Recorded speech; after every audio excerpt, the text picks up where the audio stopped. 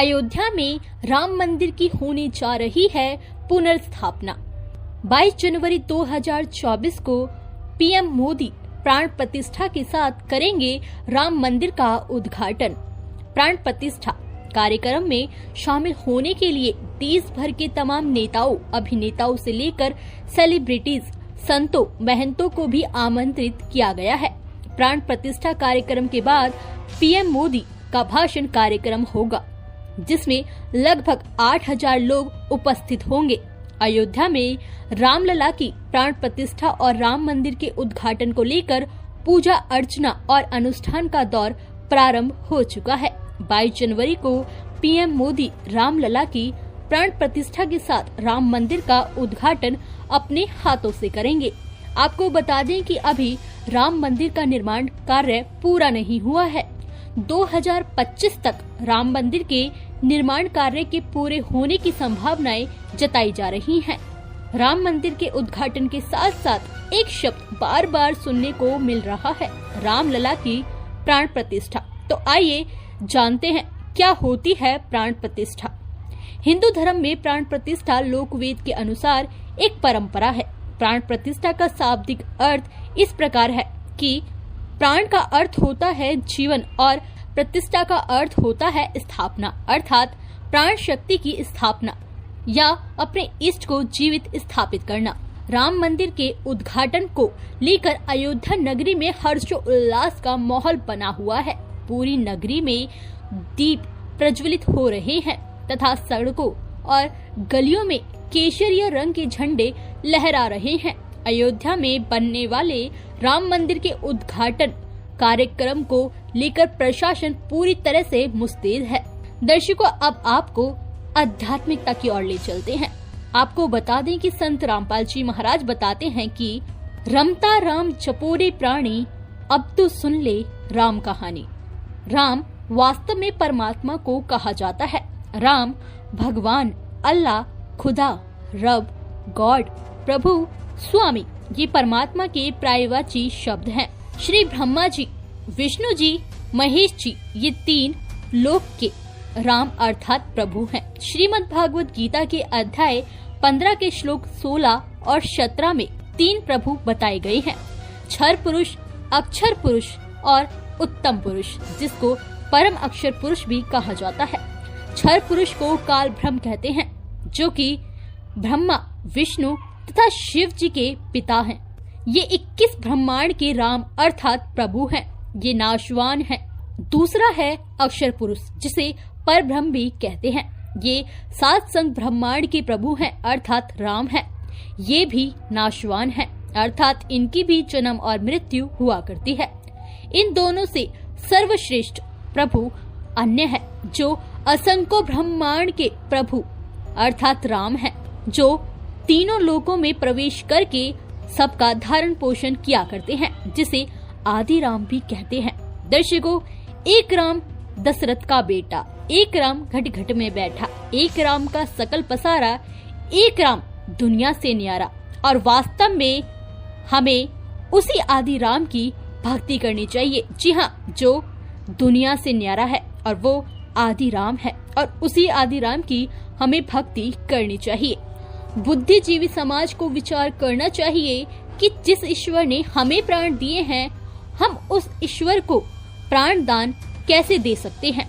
फिर हम में और ईश्वर में भला क्या अंतर रह जाएगा? इस प्रकार की साधना का किसी भी ग्रंथ, धर्म ग्रंथ में वर्णन नहीं है, इसलिए इसे शास्त्र अनुकूल साधना की श्रेणी में नहीं माना जा सकता।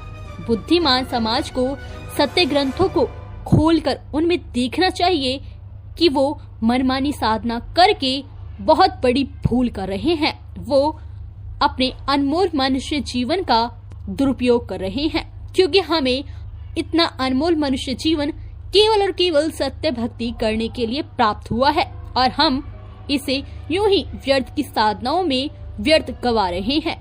दर्शकों, इस चैनल के माध्यम से आप सभी से यही प्रार्थना है कि हमें हमेशा ही अपने शास्त्र अनुकूल सत्य भक्ति करनी चाहिए, यानी कि जो हमारे शास्त्रों में वर्णित साधना है वही हमारे लिए मान्य है।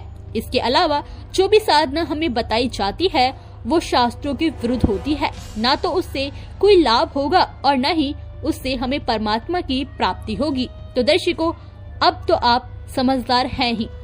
दर्शकों, समाज में बहुत सी ऐसी प्रथाएं हैं जो मनमाना आचरण है और उन्हें जनता पीढ़ी दर पीढ़ी करती आ रही है, लेकिन ये एक लोकवेद अनुसार गलत भक्ति विधि है जिससे कुछ भी लाभ होने वाला नहीं है।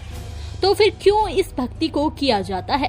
क्यों इसे पीढ़ी दर पीढ़ी किया जा रहा है, जबकि मालूम है कि ये शास्त्रों में वर्णित नहीं है?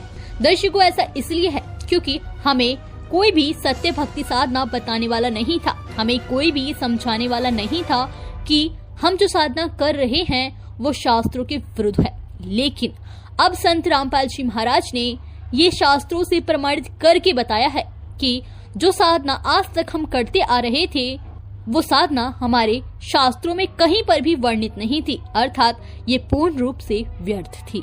तो दर्शकों, अब आपको सुनाएंगे संत रामपाल जी महाराज के विचार।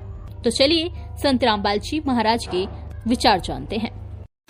हमारे ऋषि महर्षि इनकी पूजा करते हैं तो हम भी करने लग गए। यानी इनको मूर्ति रखना पाप नहीं है।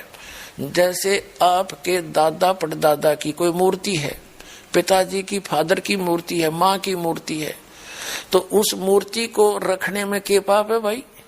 कोई दोष नहीं। और उसको नमस्कार भी कर दिया सत्कार से तो वो भी पाप नहीं। मतलब कहने का भाव ये है कि हम किसी मूर्ति को रखते हैं, अपने माता पिता को की मूर्ति है तो वो बुरी नहीं है, लेकिन उसको भगवान मान के पूजना ये गलत है। तो हम मूर्ति की पूजा, जैसे हिंदू धर्म से दास खूब परिचित है, ये बेसिक मूर्ति का फूल भी चढ़ावे हैं, उसने नवावा दवावा भी है और उसका आगे धूप दाप भी दे हैं, पर पूजा तो उससे भिन्न ही करते हैं। कोई किसी मंत्र का जाप करता है, कोई गीता का पाठ करता है, कोई पुराण का पाठ करता है। और फिर भी इनसे कोई पूछता है, जैसे दास विष्णु जी का पुजारी था, हनुमान जी का, बाबा श्याम जी का, यानी जैसे सारे ही देवताओं के हम तो पुजारी थे जब तक ज्ञान नहीं था। तो फिर भी हमसे कोई पूछता था कि समाधि ध्यान लगाया करो। ध्यान लगाते क्या देखा कि भगवान तो दिखता ही नहीं, वो तो निराकार है। हम फिर भी अन्य परमात्मा को परमात्मा मानते थे, विष्णु जी को अपना इष्ट मानते हुए, साकार मूर्ति रखते हुए भी हम भगवान को कोई अन्य ही माना करते थे। ये हमारा डामाडोल ज्ञान था।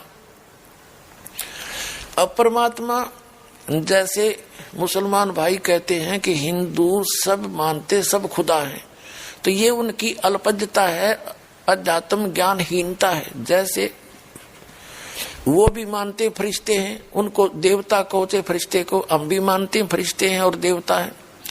और वो भी मानते हैं मुसलमान भाई के पूर्ण परमात्मा तो एक ही है, हम भी मानते हैं एक ही है। कहने का भाव ये है कि हम परिभाषा प्रभु की से अपरिचित है। तो 10 मिनट के अंदर आपको परिभाषा प्रभु की बताते हैं। जैसे